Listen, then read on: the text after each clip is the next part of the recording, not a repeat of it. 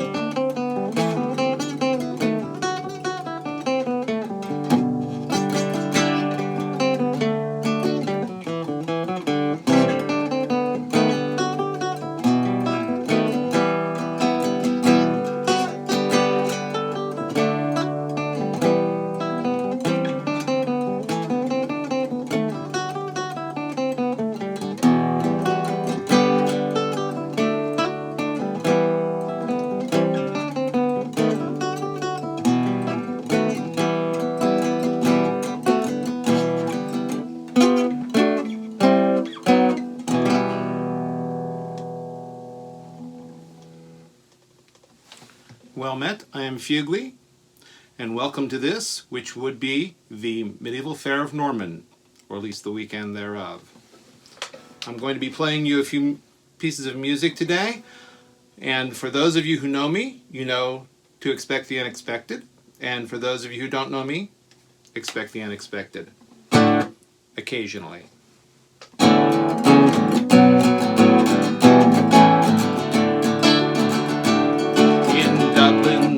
City where the girls are so pretty, was there I first laid eyes on Molly Malone. She wheeled her barrow through those streets broad and narrow, crying cockles and mussels, alive, alive, oh, alive, alive, oh, alive, alive, oh, cockles, mussels, alive, alive, oh.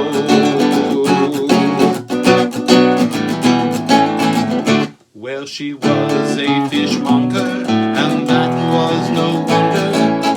So were her father and her mother before. They each wheeled their barrow through the streets broad and narrow, crying cockles and mussels, alive, alive, oh, alive, alive, oh, alive, alive, oh, cockles, mussels, alive, alive, oh, cockles.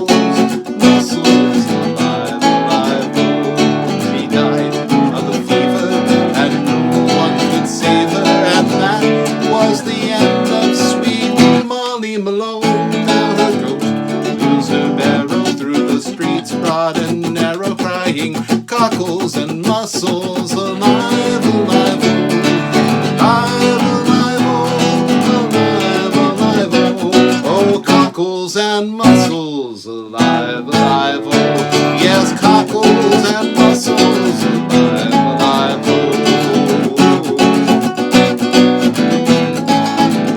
Well, you might have thought that was the end of my song, but I'm here to sing you this one last refrain. On the night that she died, a mysterious comet reanimated sweet Molly's remains.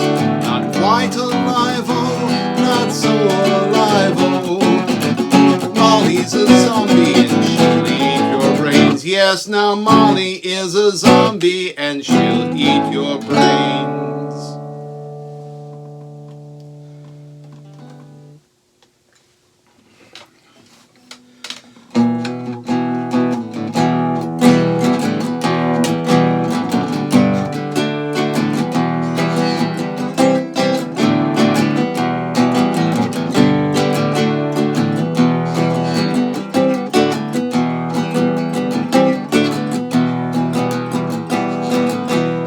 Daisies pied and violets blue, and cuckoo buds of yellow hue, and ladies' smocks all silver white, who paint the meadows with delight. The cuckoo then on every tree mocks married men, for thus sings he, cuckoo, cuckoo, cuckoo, a word of fear unpleasing to the merry.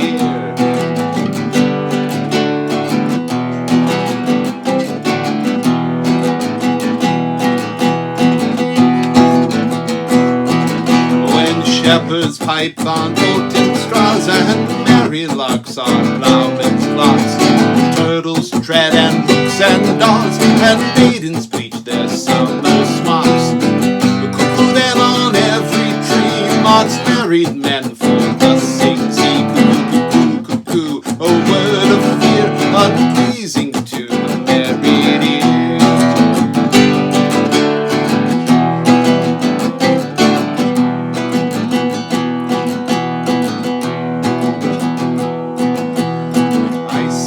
Hang by the wall, and Dick the shepherd blows his nail. Tom bears logs into the hall, and milk comes frozen home in pail. When blood is nipped and ways be foul, and nightly sings the staring owl, to a merry note, while Greasy Joan doth keel the pot.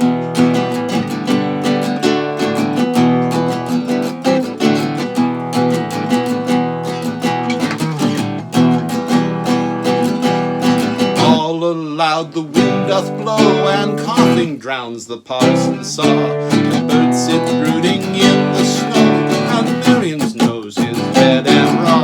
But roasting crabs hiss in the bowl, then nightly sings that staring out, to a merry note, a Greasy Joan doth keel the pot.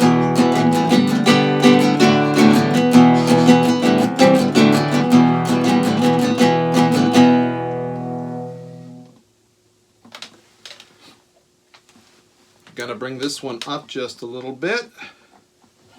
There we go. A little bit more Shakespeare. Well, actually, Ben Jonson.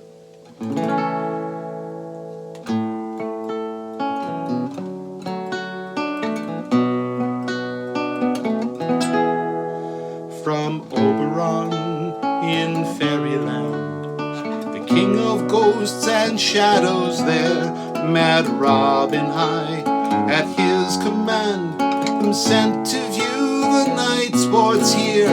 What revel rout is here about? In any corner where I go, I will it see, and merry be, and make good sport with ho, ho, ho. As swift as lightning I can fly, amidst the airy will consume, and in a minute's space descry what things are done below the moon. There's neither hag nor spirit shall wag in any corner where I go, but Robin I their feats will spy, and make good sport with ho, ho, ho. Sometimes you find me like a man, sometimes a hawk, sometimes a hound. When to a horse I turns me can, to trips and trot about you round. But if you stride my back to ride, as swift as sair away I go, o'er hedge and lands, o'er pools and ponds, I run out laughing ho, ho, ho. When lads and lasses marry me, posets and with junkets fine, unknown to all their company, I eats their cakes, I drinks their wine, and to make sport I fart and snort, and all the candles out I blow. The maids I kiss, they shriek, who's this? I answer laughing ho, ho, ho.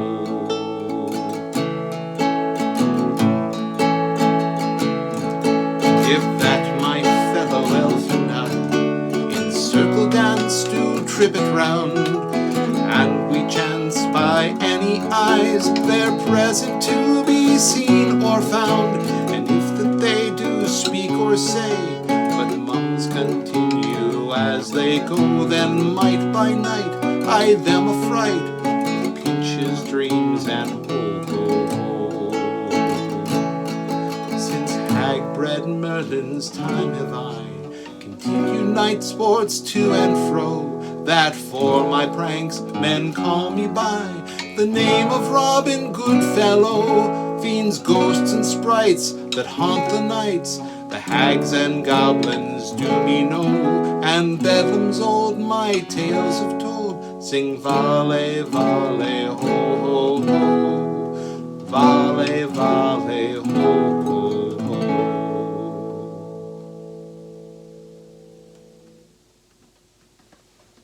Now a little on the lighter side. Delaney had a donkey that everyone admired. Temporarily lazy, permanently tired. A leg in every corner, a balance in its head, and a tail to let you know which end it wanted to be fed. Riley, slyly, said we've underrated it. Why not train it? Then they took a rag, they rubbed it, scrubbed it, they oiled and lubricated it. They got it to the post, and then the starter dropped the flag. And there was Riley, pushing it, shoving it, shushing it. Hogan, Logan, everyone in town lined up, attacking it, shoving it and smacking it. You might as well have tried to push the town hall down. The donkey was eyeing them, openly defying them, winking, blinking, twisting out of place. Riley reversing it and everybody cursing it. The day Delaney's donkey ran the half-mile race. Muscles of the mighty, never known to flinch, couldn't move the donkey a quarter of an inch. Delaney lay exhausted, hanging round his throat with a grip just like a Scotsman on a 5-pound note. Starter harder, he lined up with the rest of them. When it saw them, it was willing then. They raced up, braced up, ready for the best of them. Then they started cheering and it changed its mind again. There was Riley, pushing it, shoving it, shushing it. Hogan, Logan, Marianne McGraw. She started poking it, grabbing it and choking it. He kicked her in the bustle and it laughed, hee-haw. The Whigs and Conservatives, the radical superlatives, the Liberals and Tories all hurried to the place. Standing in unity, helping the community. The day Delaney's donkey ran the half-mile race. When they started cheering, old Rafferty, the judge, came out to give assistance. Still it wouldn't budge. The jockey who was riding it, little John McKee, was so thoroughly disgusted that he went and had his tea. Hagen and Fagan were students of psychology. They swore they'd shift it with some dynamite. They bought it, brought it, and without apology, the donkey gave a sneeze and blew the whole lot out of sight. And there was Riley, pushing it, shoving it, shushing it. Hogan, Logan, the whole valley crew. Police and auxiliary, the garrison artillery, the second in the skillings and the lifeguards too. They seized it and harried it, they picked it up and carried it, and cheered it and steered it to the windlass. Then the bookmakers drew aside and they all committed suicide. The day Delaney's donkey won the half-mile race.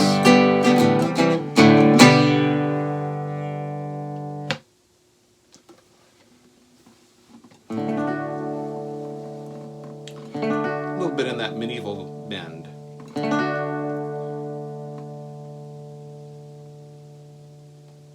When you hear of dragons, you think talon, tooth, and flame. But the legends pale to one dragon's tale that brought his claim to fame. The song's about a dragon, Old Breezy is his name. Neither claw nor mouth, but his region south, that'll set your nose flame. The knights would fight to show their might, veterans and recruitees, yet none of them could close the gap, for Breezy'd cut the cheese. His stench would bring them to their knees, and none of them could close the gap, for Breezy'd cut the cheese. People cried for action, the king was in despair, for the dragon's scent left them malcontent, and his vapors fouled the air. So the king sent heralds trumpeting this challenge through the land: whosoever vanquished this beast shall win my daughter's hand. Yes, he sent his challenge through the land: whosoever vanquishes this beast shall win my daughter's hand. Now many men had answered, and many men had failed, for there seemed no cure to that vile odor. Then one day a washer maid walked into Breezy's den, and the tool she used for her daring ruse on her nose was a clothespin. Yes, all the men had failed, but then the tool she used for her daring ruse on her nose was a clothespin. Well, she hauled up to that dragon, she grabbed him by the ear, but to her surprise, that dragon's eyes were welling up with tears. "Oh, miss, please don't take this amiss," cried Breezy as he wailed, "for I cannot help that awful stench that issues 'neath my tail. Though I've tried and tried to no avail, I cannot help that awful stench that issues 'neath my tail." Well, that washer maid took pity, she dropped that dragon flat. "Is it dietary? Do you eat dairy?" she asked the dragon that. "Well, I ain't a cow, but see you now, I eats whate'er I catch." Cows are dairy, right? "Well, let's take a look," she said to him, and for light she struck a match. She thought to scrutinize his catch. "Let's take a look," she said to him, and for light she struck a match. Now sometimes it still rains dragon with bits of washer made, but there's no more stench malodorous that wafts from Breezy's glade. And that princess married merrily, and the nights are all but gone, and there's no one left who cares one whit except to sing this song. Yes, my song, it does go on and on, but I'm the only one who shivs a git, and so I'll end my song.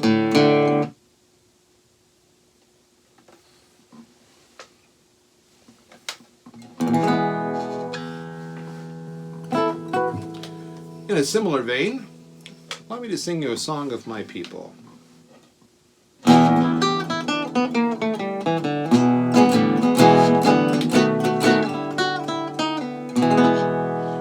Life ain't easy being a troll. There's a lot of negativity beyond your control, and mobs of angry villagers will take their toll. Life ain't easy being a troll.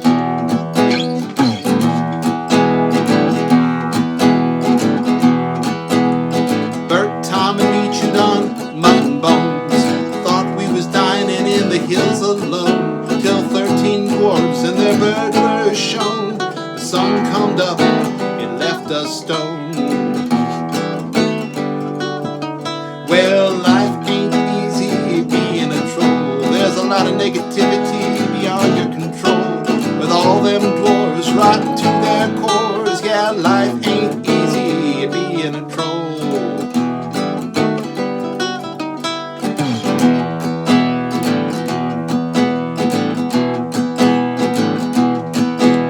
Billy Goat's looking for some greener grass, thought they'd be taking my overpass. I tells them no, but they give me sass, till the big one showed and kicked my donkey. Life ain't easy being a troll. There's a lot of negativity beyond your control. You take a lot of guff from them Billy Goats gruff. Life ain't easy being a troll.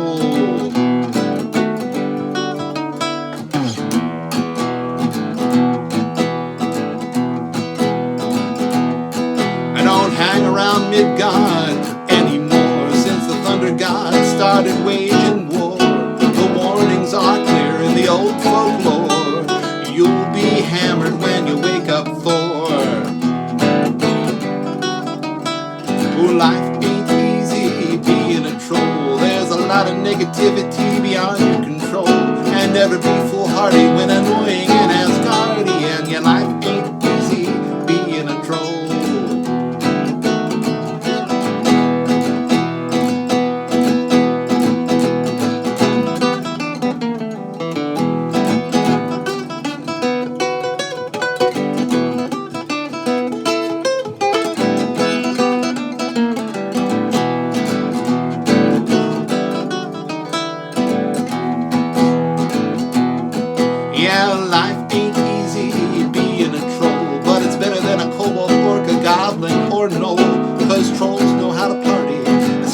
hurdy-hardy, we've a bouncer at the door. He's sending back the dwarves, and all our overcoats, they're made from pelts of goats. We keeps a lightning rod, cause it annoys the thunder god. Yeah, life ain't easy when everybody thinks you're sleazy. Well, life ain't easy being a troll.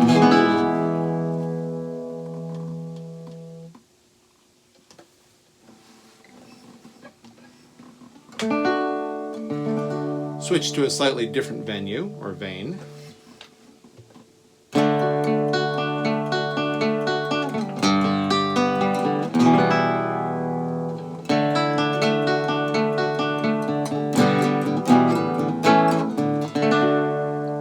When you're down in the dungeon, a-swinging your axe, fending off fiends and dodging attacks.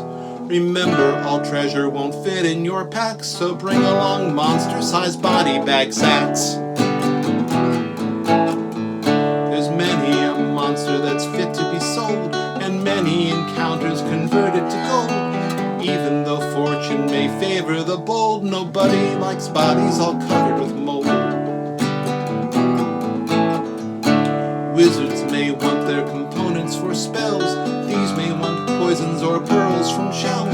Warriors may decorate citadels, but no one wants corpses so old that they smells.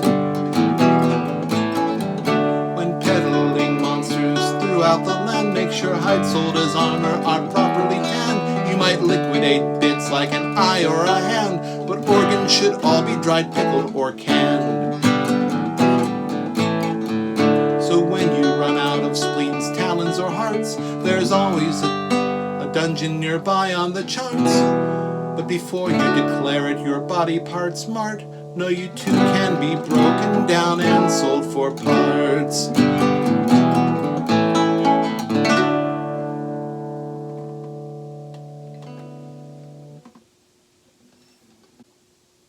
In a similar vein,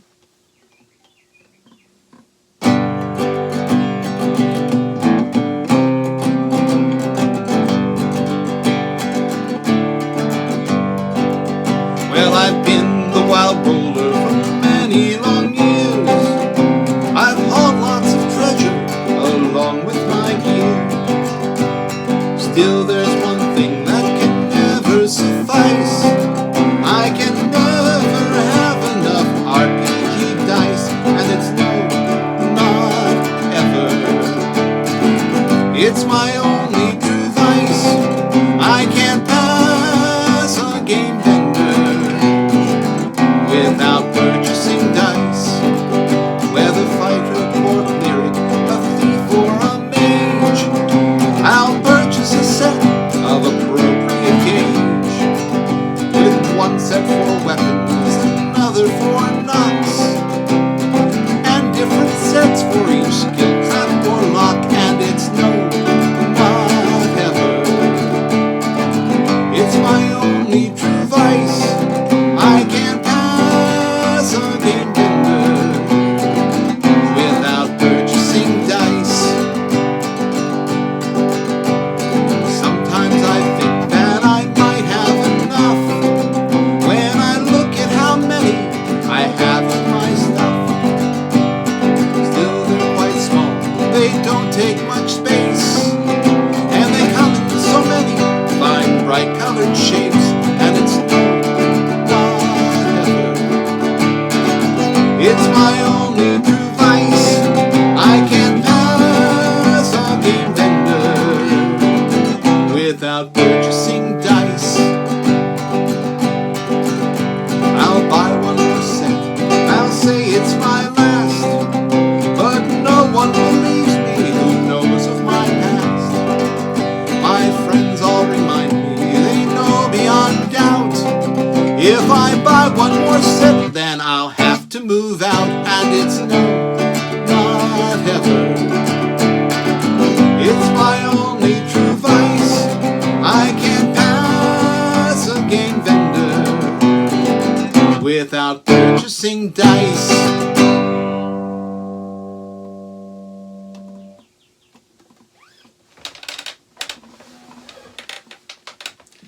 And let's bring this up to a reasonable key.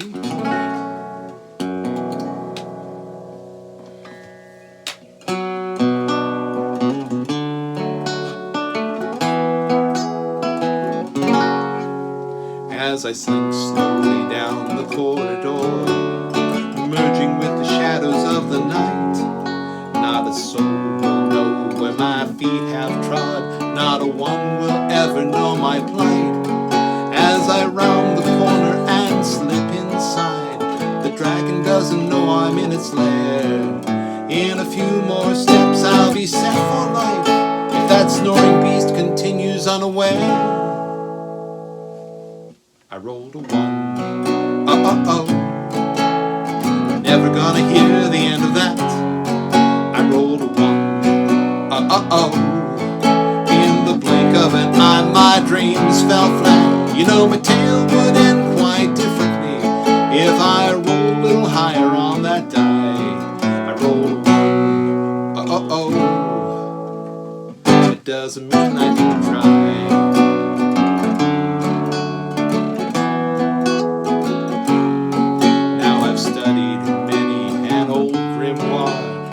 Incantations fraught with power. I often attack from the back of the pack, but sometimes I must step forward in the final hour.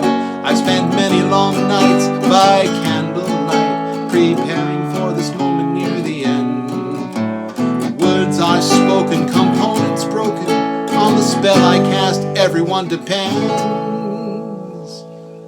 I rolled a 1, never gonna hear the end of that. I rolled a 1,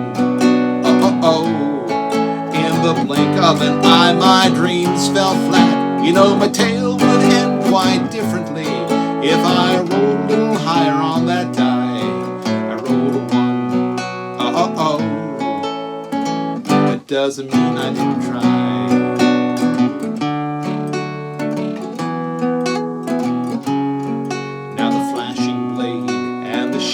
I wield have served me countless times before, and my armor has protected me whether in battle or just crashing through a door.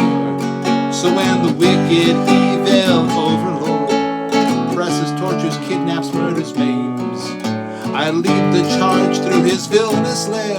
Rushing up to him I swing with careful aim. I rolled a 1, never gonna hear the end of that. I rolled a 1, in the blink of an eye my dreams fell flat. You know my tale would end quite differently if I rolled a little higher on that die. I rolled a 1, it doesn't mean I didn't try.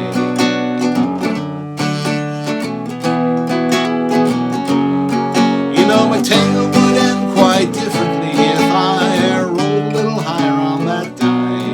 I rolled a 1, it doesn't mean I didn't try. It doesn't mean I didn't try. Oh no, it doesn't mean I didn't try.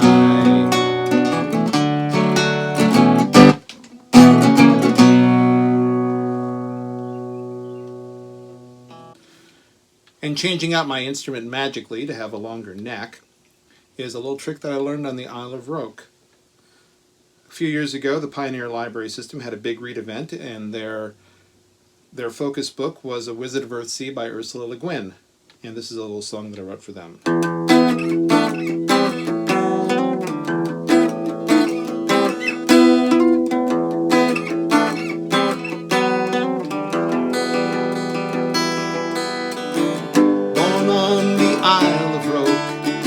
Scene cast in bronze, a hawk among the sparrows of the inland highlands, with the power to shed his bonds.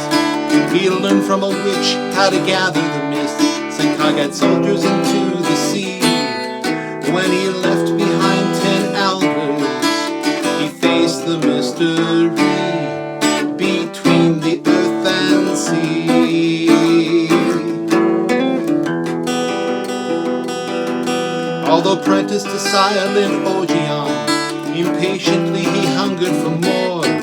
So he sailed on the shadow from Andretes to be schooled on a distant shore.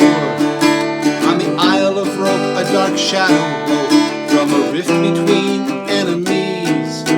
It left behind a a scar to mark the face of mystery between the earth and sea.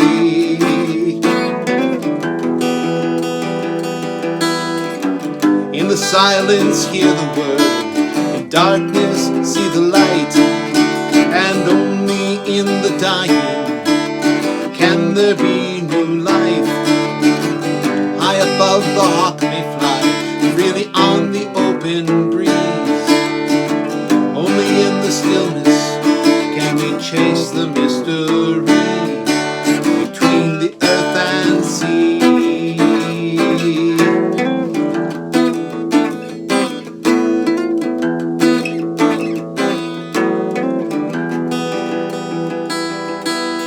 West of the archipelago, on Pandora's distant shore, there a clutch of dragons cull, he forced Evo to pledge his word. Yet onward still beyond his will, the shadow of his destiny was ever creeping closer as he embraced the mystery between the earth and sea.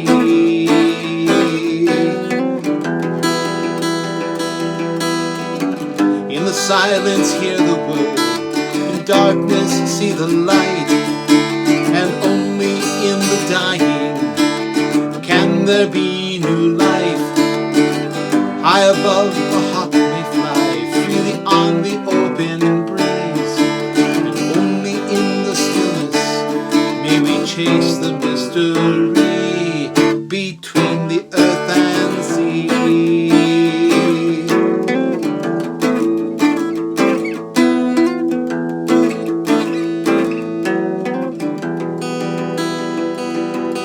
Accepting sage at counsel, no longer filled with pride, the prey becomes the hunter. No longer would he hide, but instead decide to turn the tide along with chosen family and sail beyond the farthest shore to embrace the mystery between the earth and sea.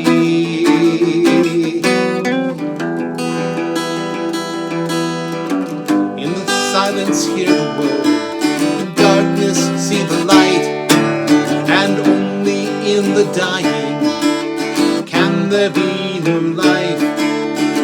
High above the hawk may fly, freely on the open breeze, and so too each one of us must embrace our mystery between the earth and sea.